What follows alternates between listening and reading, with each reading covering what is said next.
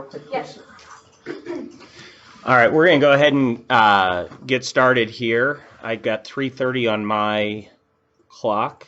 Did you start recording? I did start recording. Thanks, Tim. You're welcome. We have just a little bit from the technology department, and then I'm going to hand it over to Anna, who's going to do the last 3 items on the agenda, and hopefully everybody can see the agenda. I did want to start. Last month, we asked everybody for some TAT feedback, and part of this is we're going to meet with elementary principals in June, and I wanted to collect some feedback that we can take back to them to see what we can do for these groups and what we can do to make this group better, but then also what went well and what can we build off of. So I just wanted to go through these with you, and if there's something that sticks out that maybe I didn't capture correctly, I tried to group these so people didn't say exactly the same thing, but if they were close to the same thing. For instance, that second one there says, appreciate the support of DTC, including Anna, Caitlin, and Aaron. I had some people who said, I really love when Aaron comes out, or I really love when Caitlin comes out, or Tim does a great job. So I grouped all of those together. I just figured it made sense to kind of put those together in one. And what you'll see is the numbers behind are how many extra times it was said. So the first time it's written there, it means it was said once, and then if multiple buildings said that, so like that one I was using as an example was actually said 5 times. So as we go through these here, some of what went well, just in general, and I won't go through these one by one, but just in general, we heard that more teachers got involved with technology this year. And I understand that that was kind of forced upon them, but in some ways that might be good too, because they were more involved in what was happening. We felt like more people were there to provide some of that professional development. It didn't fall just on a media specialist in a building. So we heard a lot of that kind of stuff. More devices, that was our number one thing, just having more devices in the building. Now that also came up as a negative, that we want more devices. But I think that every time we do a purchase, if we get a little bit better, we're going to get to the point where hopefully we have enough devices and they're getting used all the time. So I'm happy to see that in both places. And then we saw a lot about what teachers are doing with technology. The carts were checked out more often, more teachers were using it. Way more students got onto Office 365 this year, kids just being excited to use it. A number of people talked about how scheduling for carts worked, either through an Outlook calendar or some people had other items, so we saw that. We saw a couple of people talk about MTM, teachers getting better with problem solving. TAT meetings provided consistency across the district. Sometimes I'm not sure that TAT meetings via Skype are the best way to go, but we did have a couple of people who said they like being able to stay in their building, they can get information, they can have a conversation, and it was easy from that standpoint. Self-service on the iPads we heard about a couple times. So that was kind of what we saw went well. Struggles in general. We saw a lot of people who talked about like the action text. The action text was brought up by 5 different buildings. So that wireless display not working the way we would like it to work. Cart management was another one that got brought up quite a bit. Getting to a cart, and whoever had the cart on Tuesday afternoon didn't get all the laptops plugged in, and now a bunch are dead on Wednesday morning. So just in general, cart management was one of the things that got brought up. Not enough people to help with fix it. And this got put in 2 ways. We had some people who said we need the media specialist back in full time, and then we had other people who said we need more IT people hired so that we can have 1 for every 2 buildings. I put that generally in support, and I'm not sure if it should all be general support, but the sentiment was the same, and that is we just don't have enough people that we can ask questions to that we can get help from. Some of the other things we saw, learning curve and role of TAT team still unclear. We saw that twice. I brought that up in an admin meeting just a few weeks ago because I think that that's absolutely true. I think we went into this like kind of a we'll build the plane as we fly it, and now we're through 1 year of flying the plane and we've got wings but no engines. So we're still trying to figure out the best way to make this work, which is kind of why we're doing this right now. I didn't put these two together because I wasn't sure that everybody knew they were, the more journeys and HMH tech problems. We saw that from a couple buildings as well. So those were kind of the things we saw with struggles that came up. And then the last thing, suggestions, things that we can do better next year. Some of the things that came quite a bit, well, 3 times for that first one. Skype meetings need to focus on less in-depth topics. So 3 buildings said that when we have these Skype meetings, and I think this is typically on me, that some of the conversations get maybe too high-end or too in-depth from a technical standpoint. The problem I've got is I don't know who to get that information to, but I also understand that the TAT teams want to focus more on curriculum and learning and what's happening in the classroom. So that's still something that we're going to have to work on, I think. TAT, and again, if you go down to the 4th one there, TAT meetings should be all about teaching and learning, need to find another way to handle the troubleshooting. I think 1 and 4 go together. I just don't know what the solution is for that. Provide time for TAT teams to showcase what they're doing. 2 people said that, and I think that's a great idea. I don't know what that looks like exactly, but maybe whatever building we're in takes 15 minutes, and that's what, and they do a showcase of what they're doing in their building. So yeah, I think that's a great idea to get it more about teaching and learning. We had one building who said get a tech support team, a student tech support team started.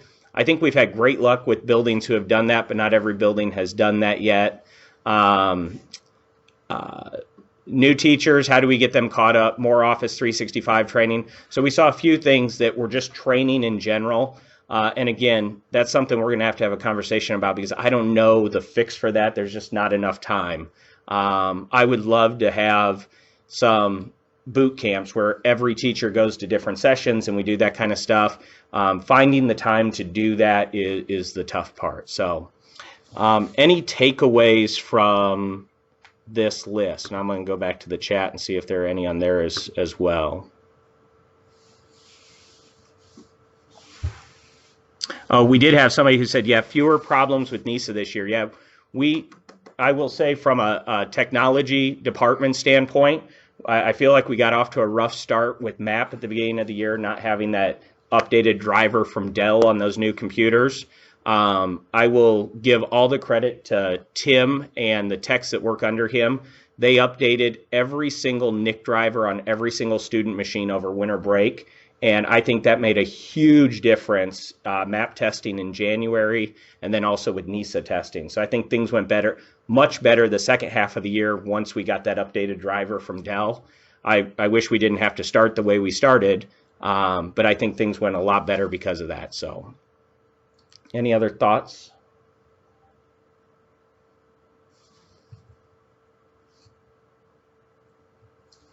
All right, then I'm going to open up.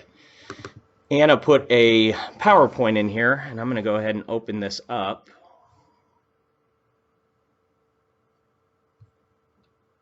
And let her take over.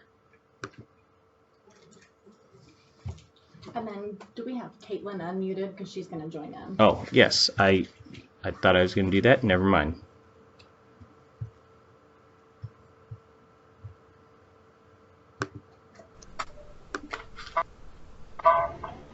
Caitlin, did you get unmuted? Yeah, can you hear me? You turn down your speakers. Or mute. Okay. Is that better? Yep, much better. All right, Anna. All right, so we just wanted to touch on a couple more things as the year rounds out. The first one is Bright Bites. Just a reminder that this is something that we're collecting this data that hopefully is going to continue to help improve technology and integration for teachers and students. Most of the staffs have already taken it, and so now what's left is for the students to take it, and it's something that shouldn't take very long, and Erin and Caitlin and I are all absolutely willing and eager to help you in any way that you can. So if your building doesn't already have a plan for how students will take Bright Bites, this might be a good opportunity after our part of the TAT meeting is over to discuss that with your team about how you'd like that to happen, and if that means one of us coming out to either help administer it to students or training a couple teachers on what that might look like, and also getting you the links and what you'll need, just let us know. So the data that we collect from this will be used at a district level. First of all, this is one of the things that really helped inform the need for more technology. So as many TAT teams has expressed that having more devices was really helpful, Bright Bites was a significant contributing factor to that. And so the more information we can collect about how technology is being used, the more relevant professional development opportunities that can be offered, as well as getting the right technology in kids' hands. So much for taking the time to collect this information for us. Then once this is administered, we'll have individual building data that you can use at your building level, however makes the most sense to you. It can be something that maybe your TAT team looks at next year in your meetings so that you can continue to try and move the needle in your building, or however that makes sense to you, that data will be available in whatever way is the most beneficial. So again, if you don't already have a plan, please chat about that briefly, and it'll be open until the end of the school year, and so you do still have 3 weeks or so, but let Caitlin or Aaron or myself, Anna, know how we can best help you. Then moving on to NETA, we had a number of teachers and specialists from the district that attended NETA, and knowing that this quick TAT meeting isn't the best environment to share our learning, we're really hoping that the teachers and specialists who went will be able to help build the capacity with students and teachers in their buildings, as well as offering some professional development this summer and throughout next year. So at the end, we'll talk about that professional development, that survey that's going to be coming out tomorrow. Aaron and Caitlin and I are going to be sending it to all students. I'm hearing a lot of beeps. You want to check and make sure people can still hear me? They asked if you can go to the second slide.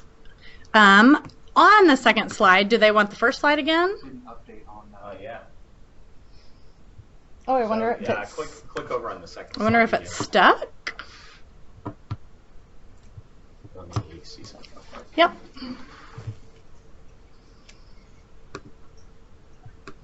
question did come in from Anna asking if Bright Bites is for secondary as well. It is, yep. Junior highs and high schools will take it. It can be, so at the secondary level, most of the administrators at the admin meeting earlier this year expressed that it's something that students would be able to just scan the QR code, or it's something that can be pushed out to iPads in the building. And can be done during advisory time or some other time. So if your TAT team wants more information, or you want me or somebody else from the technology department to come out and chat with you about the best time to get that done, please let us know and we can definitely come out there. So I think that you should be able to see the PowerPoint at this point. They can't, but just the PowerPoint's in the Yep. notebook. So the PowerPoint is in the notebook, so feel free to go there. Basically, one of the things that we wanted to share with you is the theme that kept coming up in session after session after session, and that was the idea of students creating technology. So the quote in the PowerPoint that you can absolutely read, but since it's not showing, I'll go ahead and read it, is from Saga Briggs: "Empower students to create their own digital products. This is the best way for students to learn digital citizenship, hands down. Learning by doing cannot be more effective than it is in the digital sphere. Have your students create blogs, record videos, engineer new apps. The possibilities are endless, and the benefits just about as innumerable." And one thing that we heard pretty universally is that students, we don't give them enough credit. Sometimes we feel like we have to be the experts on the apps before we introduce it to students, but we have been absolutely blown away and have learned so much from students from kindergarten all the way through high school and beyond when we give them the learning objective or the mission and then just set them free and let them choose the right way to share their information and express their learning, and to allow them to be creative. There are a number of different studies that interview companies and organizations, and overwhelmingly the majority of CEOs state that the number one skill that they're looking for in employees, and especially kids coming out of college, is creativity, and then second after that is problem solving. And allowing students the choice to use whatever tool that makes the most sense to them, and allowing them creativity and just getting out of their way. They'll figure out those apps. They're pretty adept at doing that, but allowing them the platform to be able to create their own products and make their own learning visible. So some of the examples that Caitlin is going to share next, I encourage you to just take a look. There are 4 images of a first grade classroom. So I'm going to pass it over to her and let her tell you a little bit about it. Okay, so if you're looking at the PowerPoint, we thought this teacher's work in a first grade classroom was a great illustration of all the learning that was about NETA and that importance of student choice and creativity. And this is a first grade classroom that the learning objective was quotation marks. And as you look around the student products, you'll see that the students had choice to represent their learning and their understanding of quotations. And so you'll see one student took a couple photos, she made a pic collage, and then she recorded her thoughts to share her thinking on quotation marks. One student found it in a book and then read out loud where the quotation marks were and talked about dialogue and what that meant for him. There was another student who took a snapshot of their writing with quotation marks and then used an app called Chatterpix. So this is a screenshot right here, but what Chatterpix is it allows the photo to talk. And so the student, taking a picture of her work, talked as her writing and read and talked about her quotation marks and why she used them and where she did.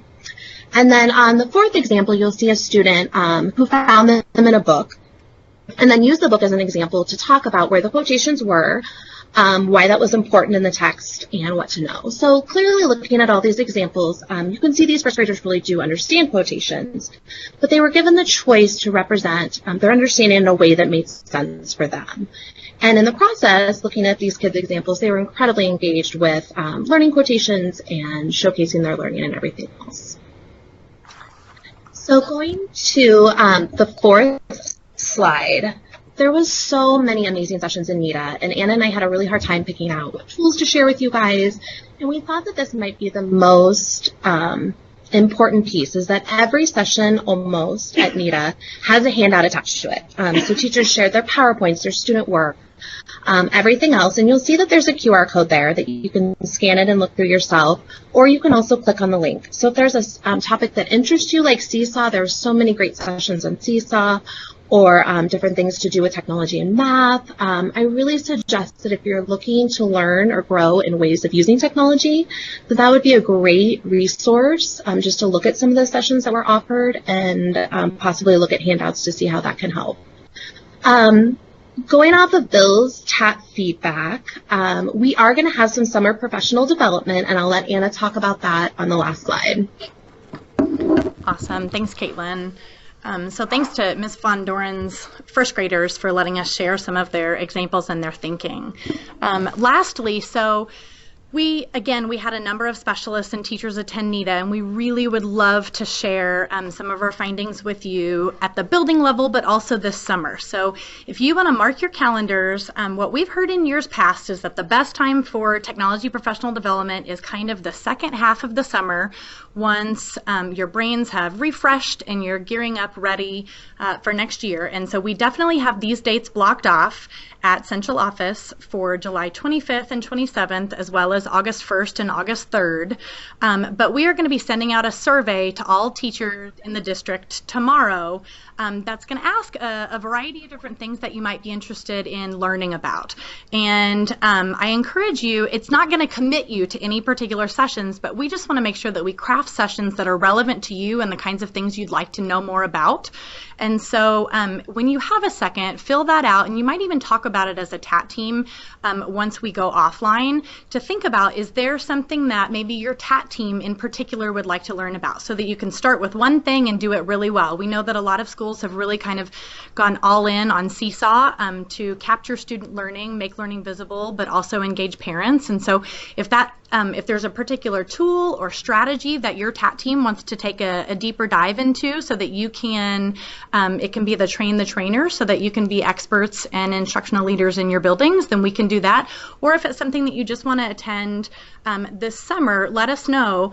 And we'll also ask about the best time of summer, whether it's during the day, in the afternoon, or if you'd like some things earlier in the summer. If that's the case, then we can definitely offer additional days in addition to the ones that we listed. It could be something that's just an hour-long workshop. It could be something that's a full day. So once we get your feedback, we'll make sure that we have plenty of opportunities of a variety of different kinds for you to come and take advantage. And it may even just be sort of an office hours day where the technology department and I can be available so that any of the questions that during the year you were swamped, and I know right now so many of you are just trying to make it to the finish line and stay afloat, and technology is probably not the highest on your priority list, and we get that. So if there's something that's happening with your device or something that you'd really like to try but didn't know how to start, an office hour day might be great for that. So you can just come and ask your individual questions and get some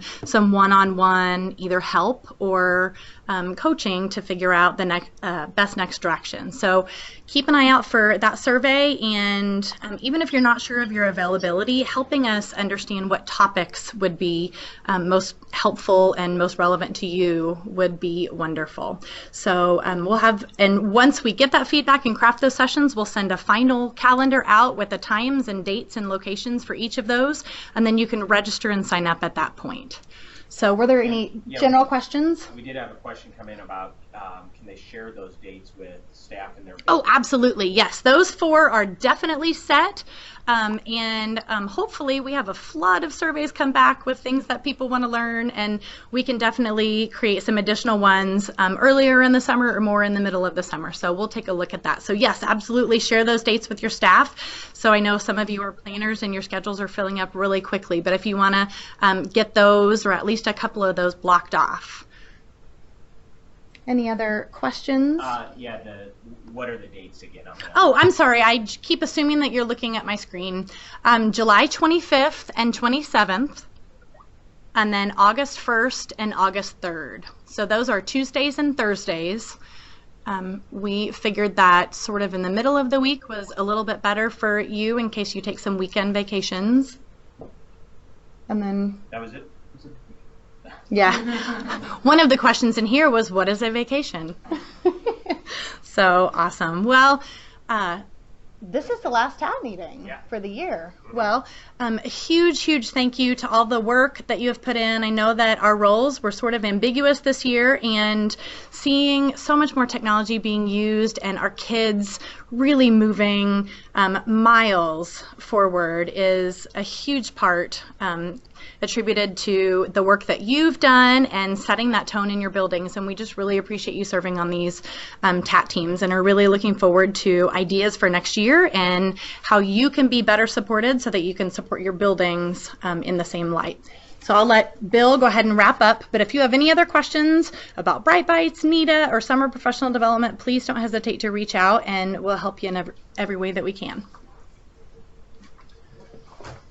The only thing that I wanted to leave with is it is our last TAP meeting.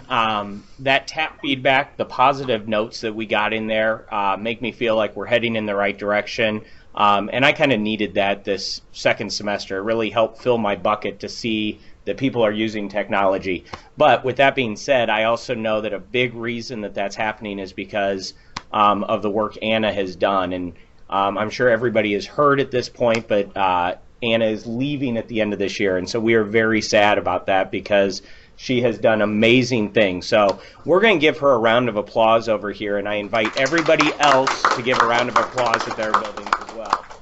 So. Then I'm going to go ahead and add, I didn't know he was going to announce that. I'm not going anywhere. You guys are going to have to get rid of me. I told Bill I'm going to put in help desk tickets with my personal email next year. Oh, yeah, we can block that. But I am leaving the position only for some personal family health reasons, but I will still be around the district. You might see me substituting in your classroom if you need a guest teacher or substitute.